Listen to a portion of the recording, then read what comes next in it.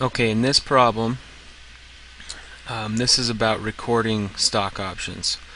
So the problem is the board of directors at ABC Corp adopted a fixed stock option plan to supplement the salaries of certain executives of the company. Options to buy the stock were granted as follows.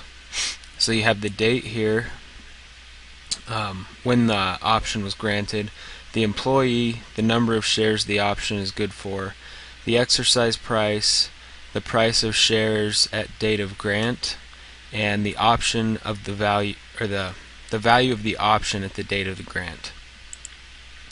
It says options are non-transferable and can be exercised beginning 3 years after the date of grant, provided the executive is still employed by the company. Stock options were exercised as follows.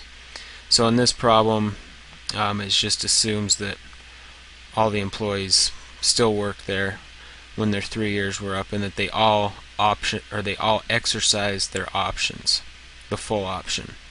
So Alfred exercised his option to buy 80,000 shares on December 31st, 2011. The price of the shares at the date of exercise were $48. That's irrelevant. That doesn't. What matters is the exercise price. And so William and Francis, same thing when their 3 years were up. So now we're going to provide all the entries that would be made on the books of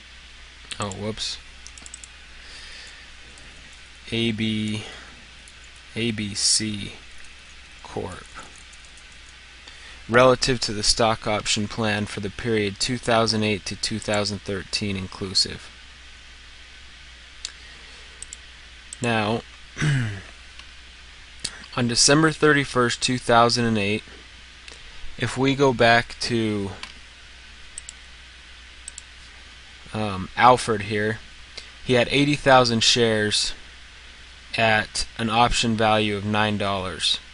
So we debit compensation expense for $240,000. If we look at the note here, for Alfred's compensation, $9 times 80,000 shares is $720. But you divide it by 3 because the option can't be exercised until 3 years after the date. So it's spread out over 3 years. So divided by 3, it's $240,000 that you record at the end of 2008. And that's what this number is right here. And then you credit paid-in capital from stock options for the same amount. On December 31st, 2009,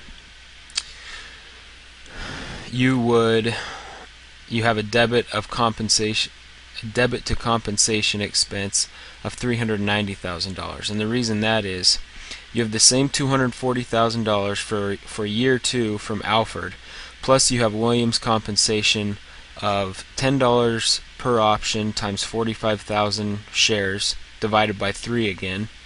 So for this year, for the first year of William, you have $150,000.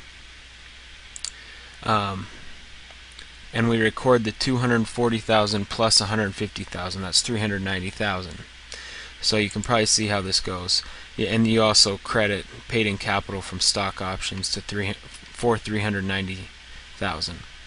Now on December 31st, 2010, you have $240,000 for Alfred again. You have $150,000 for William, and then for Francis, he comes in this year at $11 per option times 25,000 shares divided by 3.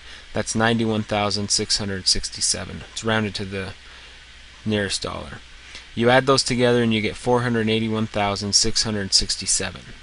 So again, you debit that to compensation expense and you credit paid-in capital from stock options. Now on December 31st, 2011, no one is able to, Alfred can't exercise this. We'll go to that in a minute. For compensation expense this year, you only have the compensation expense from William and Francis.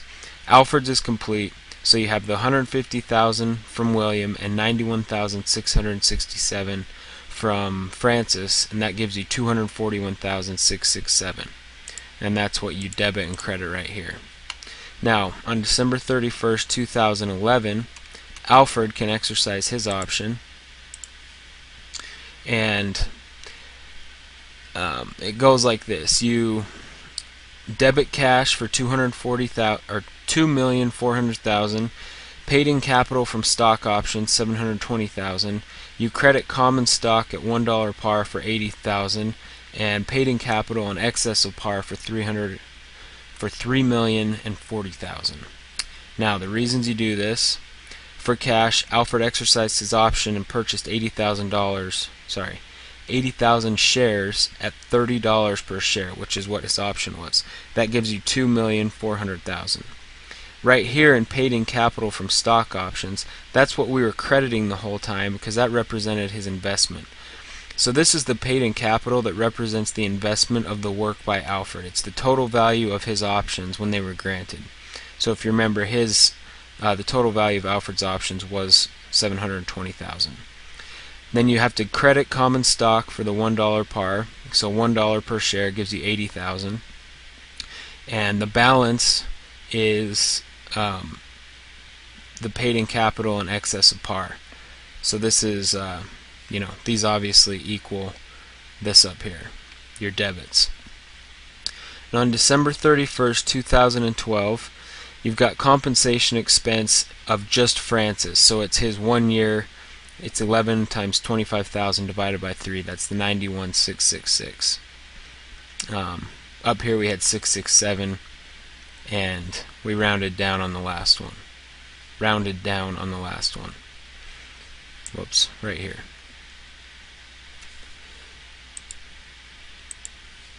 Now, to record William exercising his option, he paid 45,000 shares at $38 per share. That gives you 1,710,000. And the balance is his paid in capital, which was what his options were worth. That's 450,000. It's the same thing. Common stock for $1 per share, 45,000, and the balance of 2,115,000. To record Francis exercising his option, it's the same thing. You've got cash of what he paid, $43 per share times 25,000 shares. His paid in capital, what his options were worth, $275,000. You credit common stock for $1 per share, and the balance is paid in capital in excess of par for $1,325,000.